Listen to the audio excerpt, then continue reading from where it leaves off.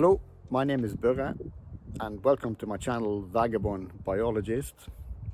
As a biologist, I always enjoy working and traveling in nature, and I'm always curious to see what I can find of interesting phenomena, plants, animals outside when I'm hiking in nature. I spend most of our time in my house here in Norway, 6 months a year, and the rest of the year during the winter time I'm staying in Spain mostly, with my living in my motorhome. So on this channel I will take you with me on smaller, longer journeys or more local hikes to show you my life and how I'm living, and see interesting things to see around here in Western Norway.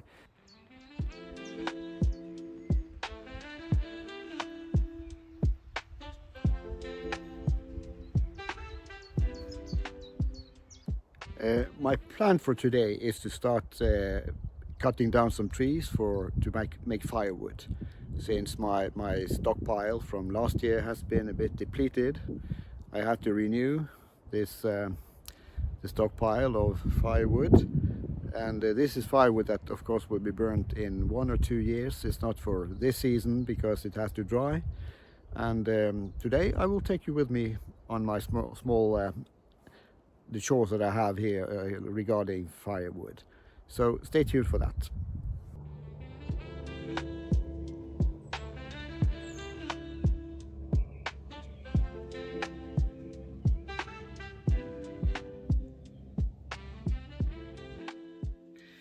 As you can see here, there is not so much firewood left from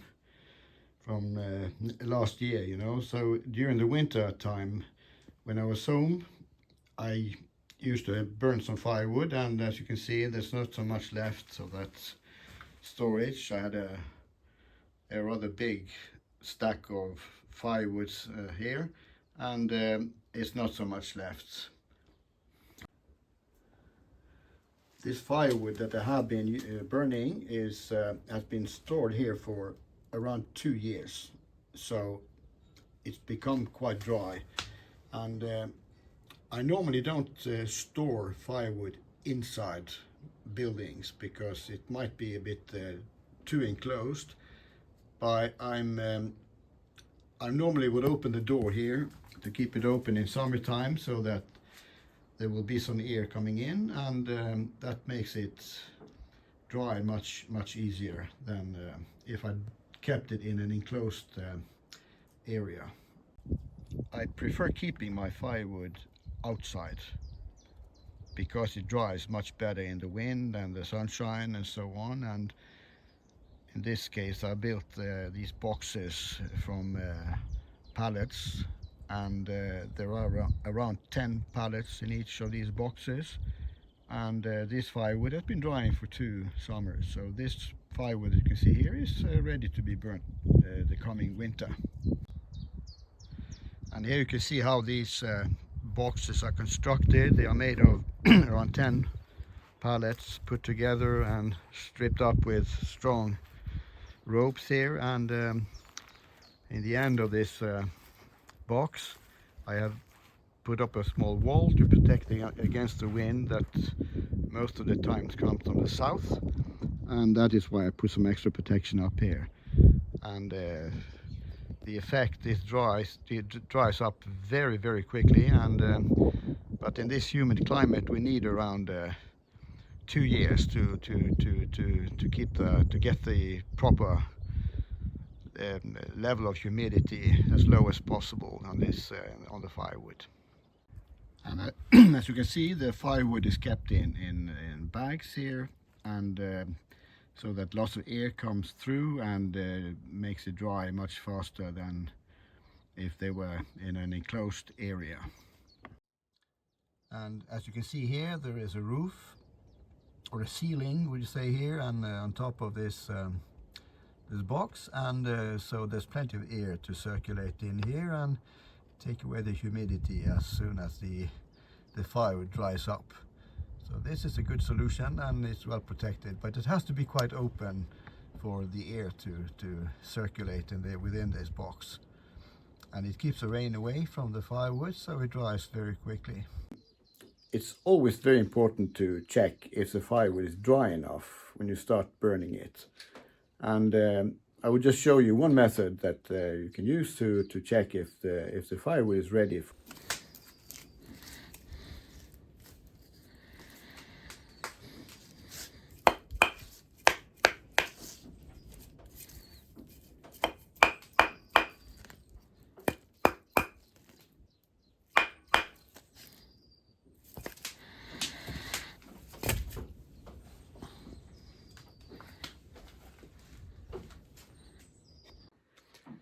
As you could hear, the sound when you are knocking these two bits of firewood together is a kind of sharp, high-pitched tone. If these were wet inside, had a high humidity level, you will get a more bass-like, more lower frequency on this the sound that it makes when you knock these together. So that is one way of checking if the firewood is dry enough to use in your home. However, there are other methods. You can buy equipment that can measure, the humidity more accurately than this. But I don't think the most important thing is to have an accurate measurement. You have to have an idea and a feeling that it's not too wet. There will always be some humidity in firewood, and that is only natural, and it keeps the logs burning a little bit longer. And so it's not a bad thing that there's some humidity, but it shouldn't be overwhelmingly wet inside this firewood, because then it will be burning very badly. This year I've started to use an electric chainsaw. In previous years I always had a petrol run engine, and when they get older and have been used for several years, they start be difficulty starting up these petrol engines, and always some maintenance and repair. And this year I got myself an electric one. As you can see here, there is a battery on top of it here, and this can be taken out. You can see the batteries, a rather big one, and this is a new technology for me, and I was a bit skeptical in the beginning, because I thought it would had to be recharged, every 10 minutes or 15 minutes, but fortunately it seems to be working quite well, and I can work for 2 or 3 days actually with this chainsaw, so that's a good thing.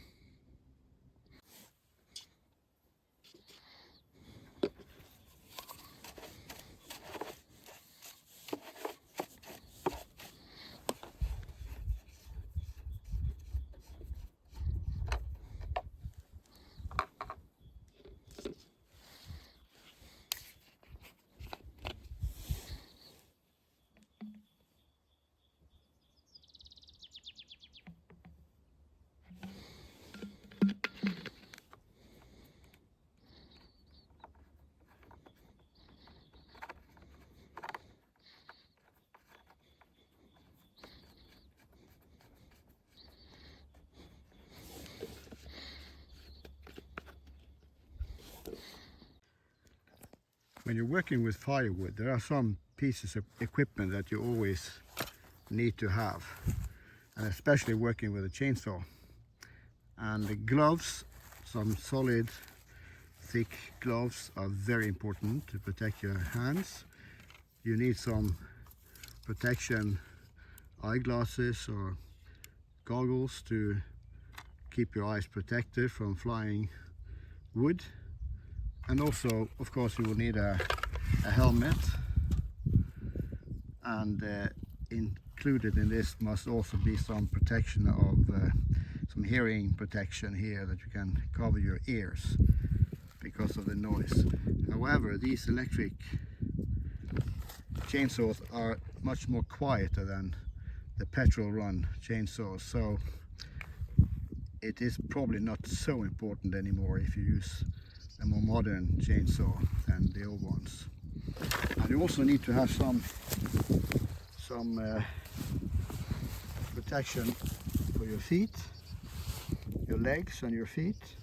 And I'm using some shoes here with a metal cover inside, a metal shield inside, and also a special trousers that if I hit one of these trousers with the chainsaw, there are fibers inside that will immediately stop the chainsaw. So this is also quite important protection to keep in mind when you're working with firewood.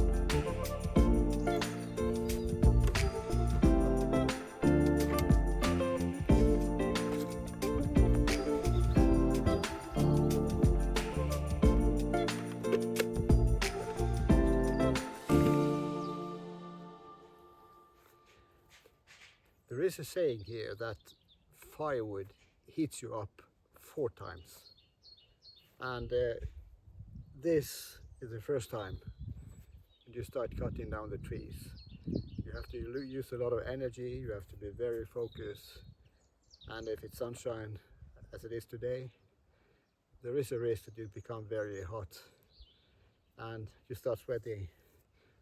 So that is the first time the firewood will heat you up before it ends up in your fireplace. So stay tuned for the rest of the remaining instances where you will heat it up by the firewood.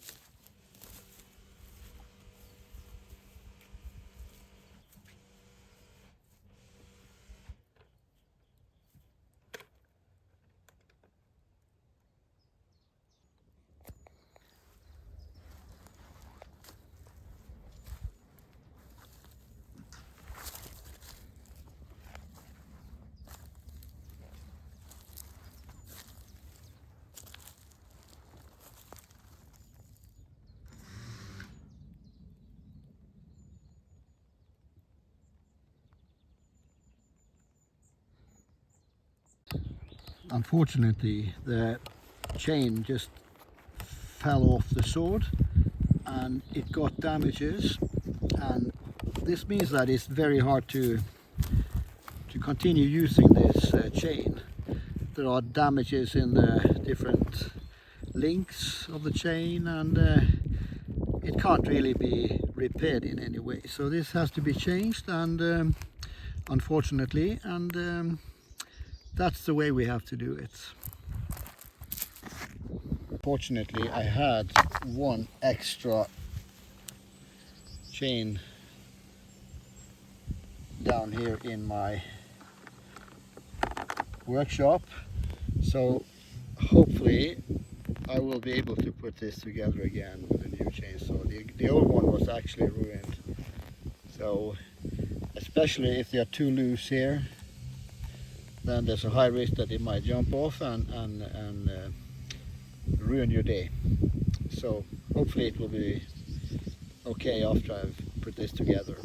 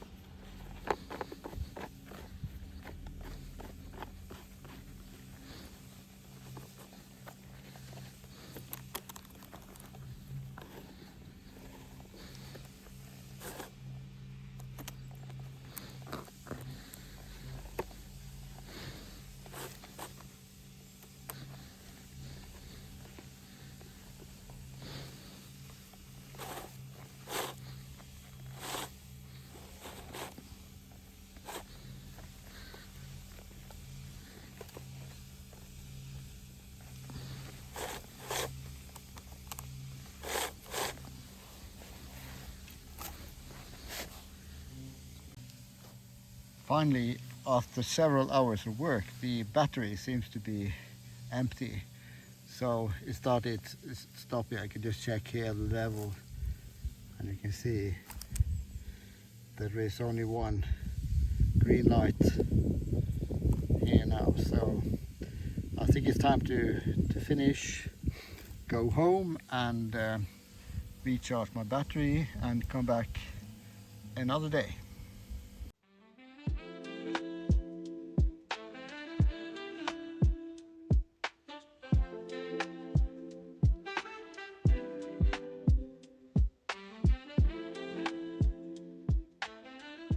Well, this is the end of this little video, me cutting down trees for firewood. I hope you enjoyed this content, and if you did, please give me a thumbs up. It's highly appreciated, and it helps my channel to grow. And also, if you enjoy watching this kind of content in the future, why don't you subscribe to the channel? And in the meantime, see you next time, and remember, be active in nature and stay curious.